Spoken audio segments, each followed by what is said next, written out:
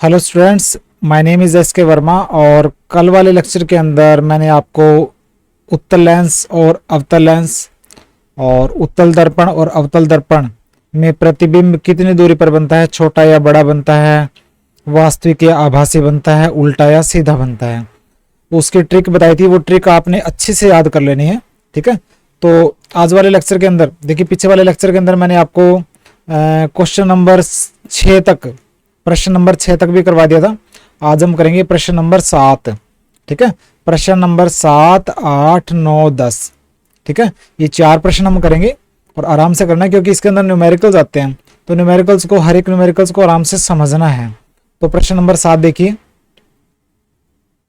प्रश्न नंबर 7 ये कहता है 15 सेंटीमीटर फोकस दूरी के एक अवतल दर्पण का उपयोग करके हम किसी बिंब का सीधा, देखिए पढ़ूंगा नहीं पहले, ठीक है। तो लास्ट में दे रखा है, देखिए किरण आरेख बनाइए। तो मैं पहले एक बार थोड़ा सा लिख के देखूंगा, लिखने के बाद अगर जो भी करना है वो सारी चीजें कंप्लीट हो जाएगी, ठीक है। तो चलिए स्टार्ट करते हैं।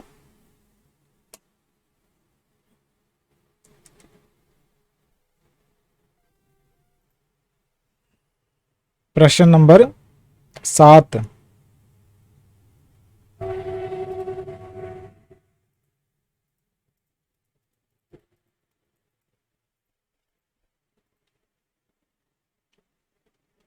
देखिए प्रश्न नंबर 7 में क्या दे रखा है। 15 सेंटीमीटर फोकस दूरी वाला कोई अवतल दर्पण है। देखिए ये अवतल दर्पण है, ठीक है। 15 सेंटीमीटर फोकस दूरी वाला एक अवतल दर्पण है, उसका उपयोग करके हम किसी बिंब का सीधा प्रतिबिंब बनाना चाहते हैं। देखिए अवतल दर्पण में जो सीधा प्रतिबिंब बनता है सिर्फ एक ही सिचुएशन में बनता है, जब बिंब को हम मुख्य फोकस और ध्रुव के बीच में रखते हैं, ठीक है। जब हम वस्तु को अवतल दर्पण के मुख्य फोकस और ध्रुव के बीच में रखते हैं तभी बिंब बनता है सीधा, ठीक है। और बड़ा जो प्रतिबिंब बनता है सीधा, और बड़ा प्रतिबिंब बनता है तो एक ही केस में बनता है। तो इसमें क्या पूछ रखा है, कहता है कि बिंब का दर्पण से दूरी का परिसर, मतलब रेंज, मतलब बिंब को हम दर्पण के, अवतल दर्पण के कितनी दूर पर रखें, ठीक है। हमें सीधा प्रतिबिंब बनाना चाहते हैं।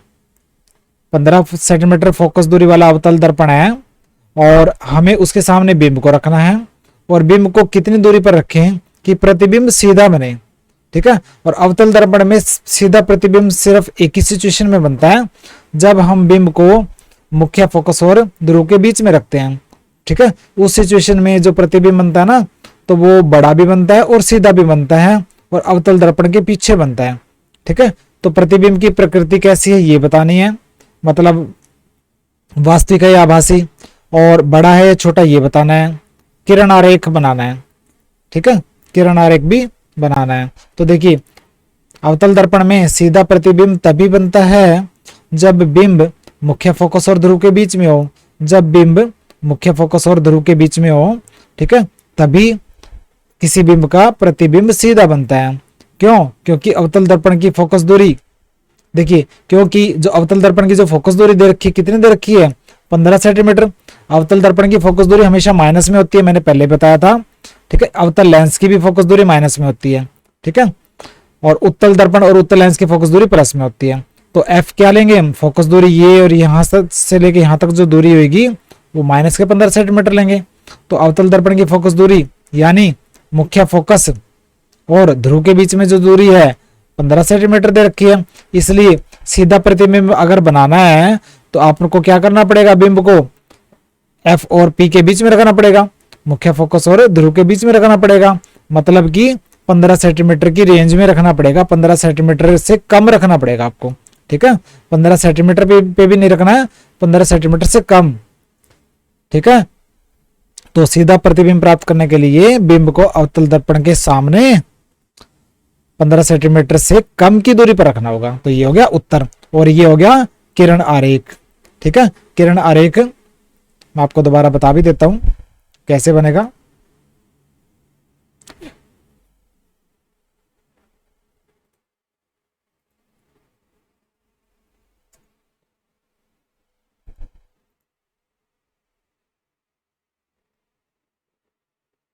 देखिए कैसे करना है, आपने पहले अवतल दर्पण बना लेना है।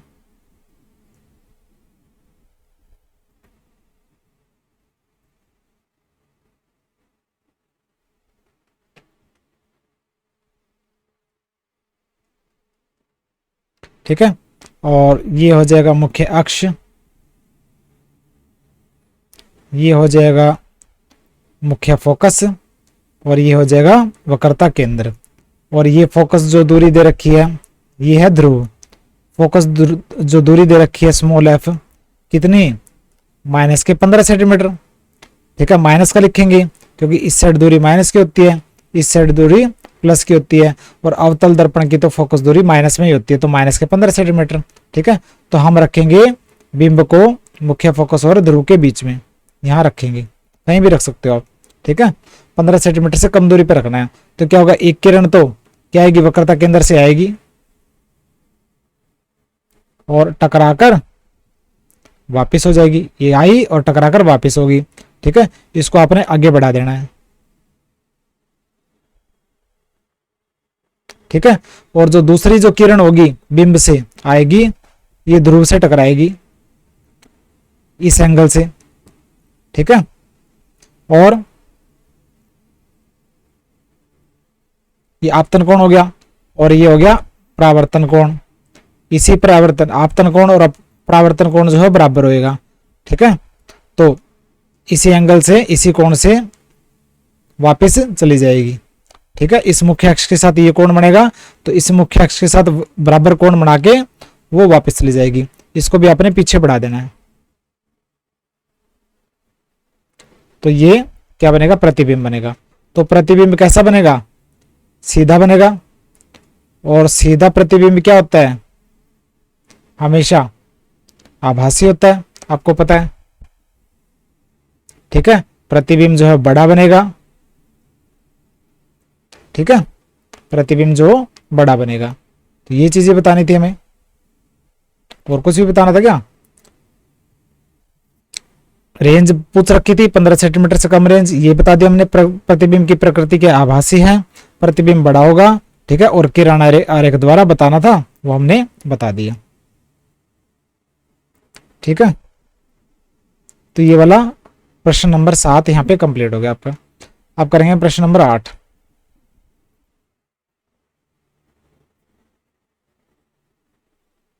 ठीक है, प्रश्न नंबर 8 देखिए क्या दे रखा है। प्रश्न नंबर 8 में दे रखा है, निम्न स्थितियों में प्रयुक्त दर्पण का प्रकार बताइए। ये 3 स्थितियां दे रखी है, 3 सिचुएशन दे रखी है, तो बताना है कि कौन सी स्थिति में कौन सा दर्पण का हम इस्तेमाल करेंगे, उत्तल का या अवतल का। ठीक है, तो देखिए किसी कार का अग्रदीप मतलब हेडलाइट के अंदर, हेडलाइट के अंदर कौन सा दर्पण हम इस्तेमाल करेंगे, हेडलाइट के अंदर हम अवतल दर्पण का इस्तेमाल करेंगे। कैसे, देखिए देखिए ये अवतल दर्पण है, ये इसका की पॉलिश है पीछे। ठीक है, ये मुख्य अक्ष है, ये इसका मुख्य फोकस हो गया, और ये इसका वक्रता केंद्र हो गया। ठीक है, और ये यहाँ पे मुख्य फोकस पे बल्ब है, हेडलाइट का जो बल्ब है, तो हेडलाइट के बल्ब से किरणें आएंगी और परावर्तन होकर ये मुख्य अक्ष के समानांतर चली जाएंगी। हेडलाइट से किरणें आएगी इस साइड से, और मुख्य ये परावर्तक पृष्ठ से टकरा के अवतल दर्पण के, और वो समानांतर हो जाएंगी। तो एक समानांतर पुंज, एक समानांतर पुंज जो है वो प्रकाश का बन जाएगा, जिससे ज्यादा दूर तक देख सकते हैं। ठीक है, तो अवतल दर्पण का इस्तेमाल होएगा। देखिए प्रश्न के अंदर और भी कुछ पूछ रखा है, लास्ट के अंदर पूछ रखा है कि उत्तर जो दोगे ना उसका कारण भी बताना है, कारण द्वारा पुष्टि करनी है, वेरिफिकेशन करनी है, कारण बताना है। ठीक है, तो क्या होगा, अवतल पहला लिखना है कि हेडलाइट के अंदर हम अवतल दर्पण, अंदर की तरफ मुड़ा हुआ दर्पण, उसका इस्तेमाल करेंगे, क्योंकि लाइट बल्ब, लाइट का जो बल्ब है ना यहाँ पड़ा है, जैसे मुख्य फोकस पर पड़ा है, तो उससे आने वाली प्रकाश की किरण है, क्योंकि लाइट बल्ब से आने वाली प्रकाश की किरणों को परावर्तित करके यह जो दर्पण है समानांतर किरण पुंज बनाने में मदद करता है। लाइट बल्ब से आने वाली प्रकाश की किरणों को वो परावर्तित करके अवतल दर्पण क्या करता है, समानांतर किरण पुंज बनाने में मदद करता है, ताकि दूर तक देखा जा सके। तो हम हेडलाइट में क्या करेंगे, अवतल दर्पण का इस्तेमाल करेंगे। अगली स्थिति है, कहते हैं कि किसी वाहन का पार्श्व या पश्च दृश्य दर्पण, पीछे देखने के लिए ये जो दर्पण होता है ना, कार के साइड में लगा जो दर्पण होता है उसको बोलते हैं पश्च दृश्य दर्पण या रियर व्यू मिरर, पीछे वाले नजारे को देखने के लिए जो मिरर होता है, ठीक है, जो कार के ड्राइवर या कंडक्टर के साइड में, सीट के साइड में लगा होता है, ठीक है। तो वहां उस पर कौन सा दर्पण लगाएंगे हम? उत्तल दर्पण लगाएंगे, क्योंकि उत्तल दर्पण की एक खासियत होती है, पीछे से आने वाली जो चीजें, बड़े साइज की बस वगैरह है, उसका जो सीधा प्रतिबिंब बनाएगा, लेकिन बनाएगा छोटा लेकिन सीधा बनाएगा और ज्यादा एरिया को कवर कर देता है। ये प्रश्न मैंने पहले भी करवा दिया आपको। तो उत्तल दर्पण, क्योंकि उत्तल दर्पण बड़े आकार की वस्तु का छोटा परंतु सीधा प्रतिबिंब बनाता है। यह दर्पण ज्यादा बड़े क्षेत्र को कवर करता है, इसलिए यह दर्पण वाहन के साइड में लगे, साइड में लगे होते हैं ताकि ड्राइवर पीछे से आने वाले वाहनों को देखकर सुरक्षित ड्राइविंग कर सके। उसको ड्राइवर को अगर ओवरटेक वगैरह करना है, ठीक है, तो वो क्या करेगा, वो पीछे पहले साइड में जो लगा जो शीशा है ना, पश्चिम दृश्य जो दर्पण है, उसको उसके अंदर चेक करेगा पीछे से कोई गाड़ी तो नहीं आ रही। तो बड़े साइज की जो गाड़ी है ना, उसको जो उत्तल दर्पण क्या करेगा, वो छोटी इमेज तो जरूर बनाएगा, छोटा प्रतिबिंब तो जरूर बनाएगा, लेकिन वो सीधा बनाएगा। तो उत्तल दर्पण का इस्तेमाल करते हैं पश्चिम दृश्य दर्पण में, ठीक है, कार आदि के अंदर। उसके बाद तीसरी स्थिति देख लेते हैं क्या है, ठीक है। तीसरी स्थिति है सौर भट्ठी में। सौर भट्ठी में कौन सा दर्पण इस्तेमाल करेंगे? सौर भट्ठी में भी क्या करना है हमें, देखिए सौर भट्ठी के अंदर, देखिए जो हेडलाइट के अंदर क्या किया था, हेडलाइट के अंदर बल्ब से हमने समानांतर पुंज ले लिया था, और सौर भट्ठी के अंदर क्या करना है, अवतल दर्पण का इस्तेमाल होगा, लेकिन समानांतर पुंज आएगा सूर्य की किरणों का, उसको जो है फोकस कर देगा, ठीक है। अवतल दर्पण का इस्तेमाल करेंगे हम सौर भट्ठी में, क्योंकि अवतल दर्पण सूर्य से आने वाली प्रकाश की किरणों को परावर्तित करके मुख्य फोकस पर केंद्रित कर देता है, जिससे सौर भट्ठी का तापमान बढ़ जाता है। और भट्ठी का काम क्या है, तापमान को बढ़ाना। तो सूर्य की किरणें आ रही है, ये देखिए अवतल दर्पण है, ये इसका ध्रुव है, ये मुख्य फोकस है, ये वक्रता केंद्र है। सूर्य की किरणें आई, समानांतर आई मुख्य अक्ष के, और वो परावर्तित होकर मुख्य फोकस में से गई। सूर्य की किरणें आई समानांतर, ठीक है, और वो परावर्तित होकर मुख्य फोकस में गई। तो यहाँ पे टेम्परेचर बढ़ जाएगा, तापमान बढ़ जाएगा, सौर भट्ठी का तापमान इस तरह बढ़ जाएगा, ठीक है। और सौर भट्ठी का काम होता है तापमान बढ़ाना। तो अवतल दर्पण का इस्तेमाल करेंगे, क्योंकि अवतल दर्पण सूर्य से आने वाली प्रकाश किरणों को परावर्तित करके मुख्य फोकस पर केंद्रित कर देता है, जिससे सौर भट्ठी का तापमान बढ़ जाता है। तो ये हमने बता दिया कौन सा दर्पण इस्तेमाल किया और क्यों इस्तेमाल किया। प्रश्न नंबर 8 हो गया यहाँ पे। उसके बाद प्रश्न नंबर 9, कहता है किसी उत्तल लेंस का आधा भाग काले कागज से ढक दिया गया है। उत्तल लेंस है, उसका आधा भाग, ठीक है, काले कागज से ढक दिया। नीचे वाला आधा भाग या ऊपर वाला आधा भाग कोई भी लगा सकते हो आप। क्या यह लेंस किसी बिंब का पूरा प्रतिबिंब बना पाएगा? और अपने उत्तर की प्रयोग द्वारा जांच कीजिए, अपने प्रेक्षणों की व्याख्या कीजिए। देखिए कहता है ये एक उत्तल लेंस था, मान लीजिए ये उत्तल लेंस है,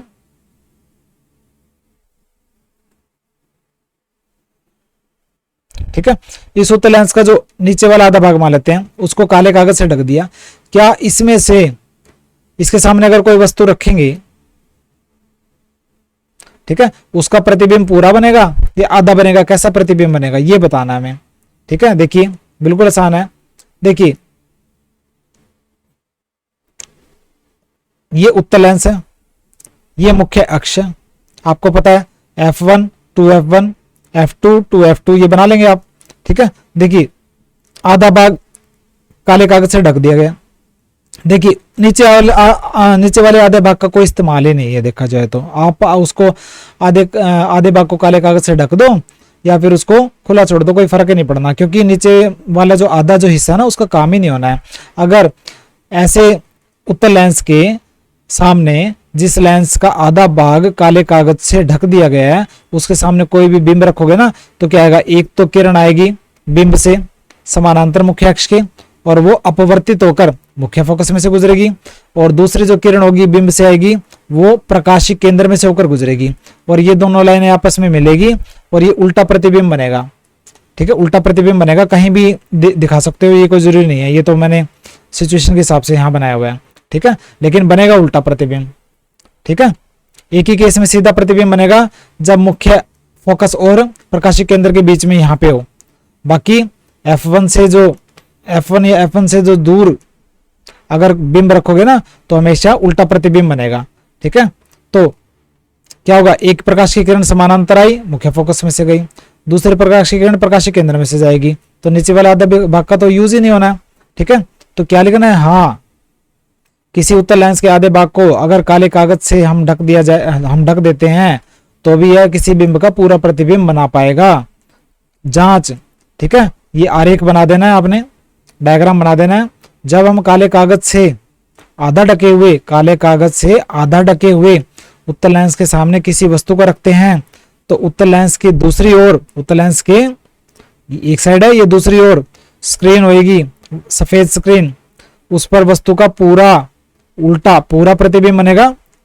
ठीक है, उल्टा बनेगा और वास्तविक बनेगा। उल्टा प्रतिबिंब वास्तविक होता है ना, पूरा उल्टा और वास्तविक प्रतिबिंब बनेगा। ठीक है, तो ये हो गया हमारा उत्तर और ये हमने कर दी इसकी जांच प्रश्न नंबर 9 की। बिल्कुल आसान है, जो मैंने नोट्स के अंदर जो डायग्राम वगैरह देखा है उसको आराम से करना है और वो डायग्राम जो इंपॉर्टेंट है आपने बनाने भी हैं। ठीक है, तो उसके बाद है प्रश्न नंबर 10। देखिए प्रश्न नंबर 10 बोलता है, प्रश्न को आराम से पढ़ना है। कहता है 5 सेंटीमीटर वाला कोई बिंब है, बिंब की हाइट क्या है 5 सेंटीमीटर, बिंब की ऊंचाई क्या है 5 सेंटीमीटर, स्मॉल एच जो है वो 5 सेंटीमीटर है और फोकस दूरी है अभिसारी लेंस है। अभिसारी लेंस कौन सा होता है, उत्तल लेंस, जो अभिसारित करता है प्रकाश की किरणों को, मतलब वो केंद्रित कर देता है, अपवर्तन करा के केंद्रित कर देता है। ध्यान है ना, अभिसारी लेंस कौन सा होता है, अभिसारी लेंस ऐसा लेंस होता है जो प्रकाश की किरणों को अपने में से गुजार कर मुख्य फोकस में केंद्रित करा देता है और उत्तल लेंस ये काम करता है। तो उत्तल लेंस या अभिसारी लेंस एक ही बात है। ठीक है, पीछे वाले लेक्चर आपको याद होना चाहिए अभिसारी लेंस क्या होता है। तो 10 सेंटीमीटर की फोकस दूरी अभिसारी लेंस की या उत्तल लेंस की, उत्तल लेंस की फोकस दूरी प्लस में होती है तो प्लस का 10 सेंटीमीटर आएगी फोकस दूरी, और 25 सेंटीमीटर की दूरी पर बिंब को रखा गया है, मतलब बिंब दूरी होगी 25 सेंटीमीटर, माइनस में आएगी, अभी मैं बताऊंगा कैसे। तो प्रकाश किरण आरेख खींचकर प्रतिबिंब की स्थिति बताना है, प्रतिबिंब कहाँ बनेगा, उसका साइज छोटा या बड़ा बताना है और उसकी प्रकृति बतानी है, मतलब वास्तविक या आभासी होगा, उल्टा या सीधा भी बता दो। ठीक है, देखिए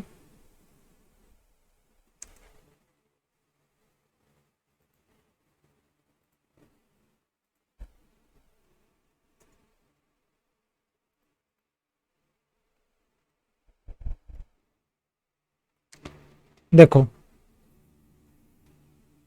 ये मैं पहले बनाऊंगा उत्तल लेंस,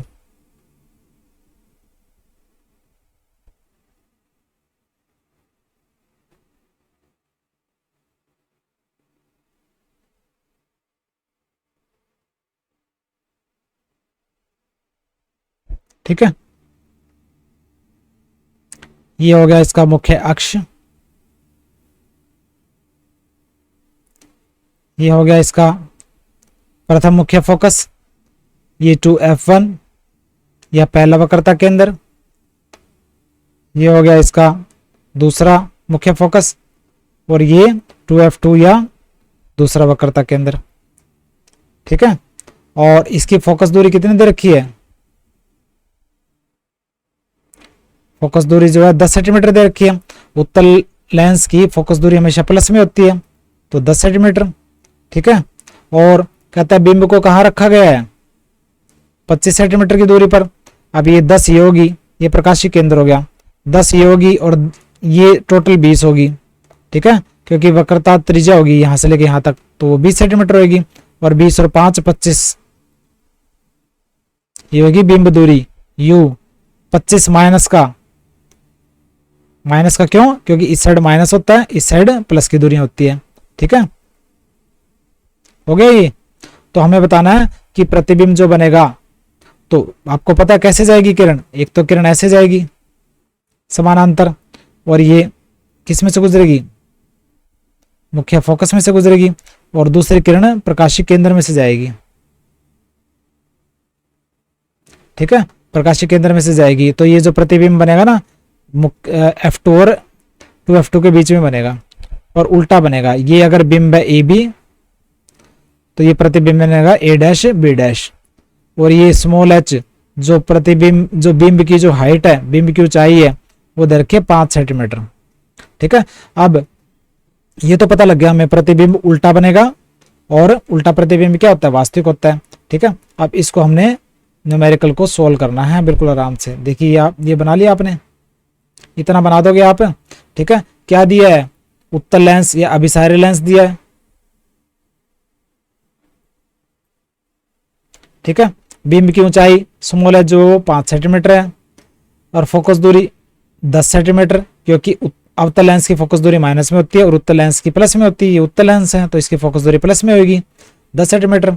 और बिंब दूरी क्या है, यू जो है माइनस के 25, यहाँ से लेके यहाँ तक की दूरी माइनस के 25 सेंटीमीटर, क्योंकि इस साइड जो है दूरी माइनस में होती है। ये दिया है, लिख देना। निकालना क्या है, प्रतिबिंब की स्थिति कि प्रतिबिंब कहाँ बनेगा। ठीक है, आपने ये तो बता दिया F2 और 2F2 के बीच में बनेगा, लेकिन ये भी तो बताना है ना, ये भी बताना है कि प्रकाशिक केंद्र से कितनी दूरी पर बनेगा। ठीक है, देखिए लेंस सूत्र का हमने इस्तेमाल करना है। लेंस सूत्र क्या बोलता है, 1/BV minus 1/U equal to 1/f। ठीक है, और v हमें निकालना है, माइनस u कितना दे रखा है, माइनस के 25, और फोकस दूरी क्या है 10। ये माइनस और माइनस मल्टीप्लाई होंगे तो प्लस हो जाएगा। ठीक है, तो 1/v इक्वल टू 1/10, ये प्लस का 1/25 इस साइड माइनस का हो जाएगा, माइनस के 1/25। इसका एलसीएम ले लो, 25 और 10 का एलसीएम होगा 50, तो 10 पंजे 50 माइनस 25 दूनी 50, तो ये आ जाएगा 3/50। ठीक है, 3/50 हो जाएगा। तो 1/v जो है 3/50, 1/v को पलट दो, इसको भी पलटना पड़ेगा, तो v हो जाएगा 50/3। ठीक है, तो ये हो जाएगा 16.67 सेंटीमीटर। ठीक है, 16.67 सेंटीमीटर। तो बिंब दूरी सॉरी प्रतिबिंब दूरी 16.67 सेंटीमीटर आई। प्लस का है, प्लस का तो यहाँ पे होता है, मतलब प्रतिबिंब बनेगा दाईं तरफ। ठीक है, ये जो दूरी होगी ना v, वो 16.67 सेंटीमीटर, प्रतिबिंब 16.67 सेंटीमीटर की दूरी पर बनेगा, जो उत्तल लेंस के दाईं ओर बनेगा। ठीक है, और किसके बीच में, F2 और 2F2 के बीच में बनेगा। ठीक है, क्योंकि जो बिंब है ना 2F1 से परे है, तो ये F2 और 2F2 के बीच में बनेगा। आपको ट्रिक मैंने बताई थी, आपको याद होगी। ठीक है, आप बना के भी देख सकते हो इसको। तो प्रतिबिंब दूरी हमें पता लग गई। अब हमें पता लगाना है कि प्रतिबिंब का साइज कैसा होगा, छोटा होगा या बड़ा होगा। देखिए आवर्धन सूत्र का आपको पता है, small m equal to h dash upon h या इक्वल टू v/u। v है 50/3, v जो है 50/3 और u का है माइनस के 25। ठीक है, तो h dash upon h equal to 50/3 और ये माइनस के 25। तो h डैश, h की जगह क्या रख दोगे, हाइट क्या थी उसकी, बिंब की ऊंचाई क्या थी 5 सेंटीमीटर, तो h डैश हो जाएगा 50, ये 3 नीचे आ जाएगा और माइनस का 25 नीचे रहेगा, और h जो है ये 5 जो है ऊपर चला जाएगा। ठीक है, ये 5 नीचे था ना, तो ये 5 ऊपर चला गया, बाकी 50 3 नीचे आ गया, माइनस का 25 यहीं रहा, तो ये 25 दूनी 50, तो माइनस के ये क्या होगा 10 में माइनस के 3 या फिर माइनस के 10/3। ठीक है, माइनस के 10/3 आ गया, या फिर माइनस के 3.33 सेंटीमीटर। देखिए माइनस का साइन है तो प्रतिबिंब की ऊंचाई आएगी माइनस में, माइनस का मतलब वो उल्टा बनेगा, प्रतिबिंब उल्टा बनेगा, और 3.3 सेंटीमीटर उसकी ऊंचाई होगी, और बिंब की ऊंचाई तो 5 सेंटीमीटर थी, प्रतिबिंब की ऊंचाई तो 3.3 सेंटीमीटर है, मतलब प्रतिबिंब छोटा बनेगा और उल्टा बनेगा। ठीक है, और उल्टा प्रतिबिंब वास्तविक होता है, तो छोटा, उल्टा और वास्तविक, तो ये बन गया प्रतिबिंब का स्थिति, साइज, प्रकृति वगैरह सारी चीज हमने बता दी। ठीक है, इस डायग्राम को आपने आराम से बनाना है, जल्दबाजी नहीं करनी है। प्रश्न नंबर 10। ठीक है, इसको, ये जो डायग्राम मैंने बनाया बिल्कुल आराम से बनाया है ताकि आपको याद हो जाए फटाफट। आप धीरे धीरे इस चीज को करना सीखो। अगर आप एक्चुअल में मेजरमेंट करोगे ना, आप बराबर का फोकस दूरी लोगे, वक्रता त्रिज्या जो है ठीक सही लोगे, करेक्ट लोगे, तो आपको वहीं से ही पता लग जाएगा। साइज तो आपको मापना पड़ेगा, देखिए साइज तो आप फॉर्मूले से निकाल लो, लेकिन आपको एग्जैक्ट पोजीशन पता लग जाएगी कि जो प्रतिबिंब जो बनेगा ना, कि F2 और 2F2 के बीच में बनेगा या कहाँ पे बनेगा। ठीक है, तो आज के लेक्चर के अंदर हमने प्रश्न नंबर 7, 8, 9, 10 किया है।